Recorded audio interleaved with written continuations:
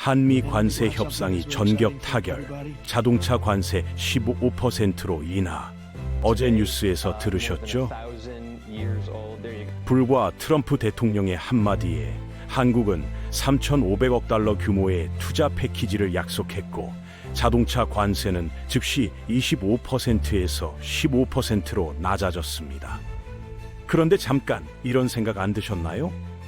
대체 트럼프가 관세 한마디 꺼냈다고 왜 세계 경제가 이렇게까지 흔들릴까? 오늘은 그 질문에 대한 답을 단 6분 만에 완벽하게 이해할 수 있도록 설명해 드리겠습니다.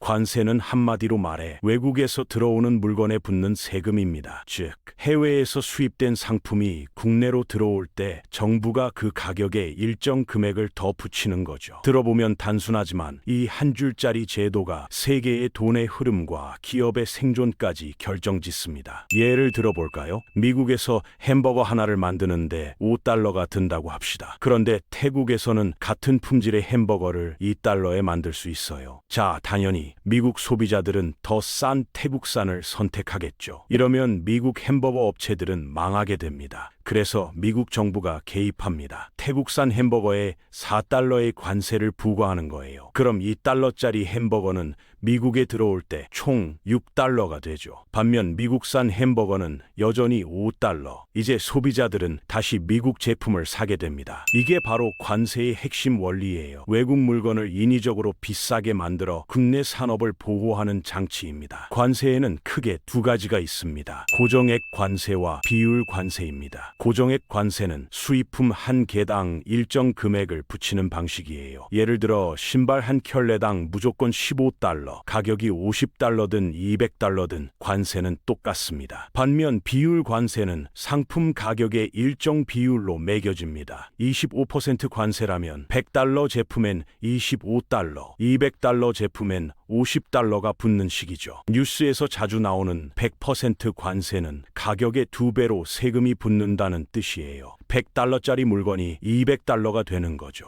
이쯤 되면 외국산 제품은 경쟁력이 완전히 사라집니다. 그래서 대부분의 국가는 상품 가치에 따라 유연하게 조정할 수 있는 비율 관세를 선호합니다. 관세가 무조건 나쁜 건 아닙니다. 잘만 쓰면 나라 경제를 지켜주는 방패가 되죠. 첫 번째 장점은 국내 산업 보호입니다. 대표적인 사례가 바로 할리데이비슨이에요. 1970년대 미국의 오토바이 시장은 일본 브랜드에 완전히 밀렸습니다. 혼다, 야마하, 스즈키, 가와사키 같은 브랜드들이 싸고 품질 좋은 오토바이로 시장을 장악했죠. 할리데이비슨의 점유율은 12%까지 추락했습니다. 결국 미국 정부는 수입 대형 오토바이에 무려 48%의 관세를 부과합니다. 이 보호막 덕분에 할리데이비슨은 품질 개선과 경영 혁신의 시간을 벌 수 있었고, 4년 뒤엔 이제 관세 필요 없습니다라고 스스로 철폐를 요청했어요. 즉, 일시적으로 잘 활용된 관세가 산업을 되살린 성공 사례가 된 겁니다. 두 번째 장점은 정부 세수 확대입니다. 수입품마다 붙는 관세는 곧바로 국가 재정으로 들어갑니다. 도로, 항만, 복지 등 여러 공공 프로젝트에 활용될 수 있죠. 세 번째는 외교적 압박 카드입니다. 미국이 멕시코에 관세를 들먹이며 불법 이민 단속을 요구했던 사례처럼 관세는 상대국을 움직이는 정치적 무기가 되기도 합니다. 문제는 관세를 올리면 소비자가 그 대가를 치른다는 점이에요. 예를 들어 멕시코산 토마토 한 상자가 $3인데 미국이 $3의 관세를 매기면 가격은 $6로 오릅니다. 그럼 누가 손해를 볼까요? 멕시코 기업이 아니라 그 토마토를 사는 미국 소비자들입니다. 게다가 수입 원자재에 의존하는 국내 기업들은 비용이 늘어나 경쟁력이 떨어지죠. 보복 관세라도 시작되면 상황은 더 심각해집니다. 서로 관세를 맞부딪히다 보면 결국 두 나라 모두 손해를 보게 되죠. 이걸 쉽게 설명하자면 이렇습니다. 과자 왕국과 케이크 나라가 있었다고 해봅시다. 과자 왕국은 쿠키, 케이크 나라는 케이크로 유명했어요. 평화롭게 교역하던 두 나라. 그런데 과자왕국 정부가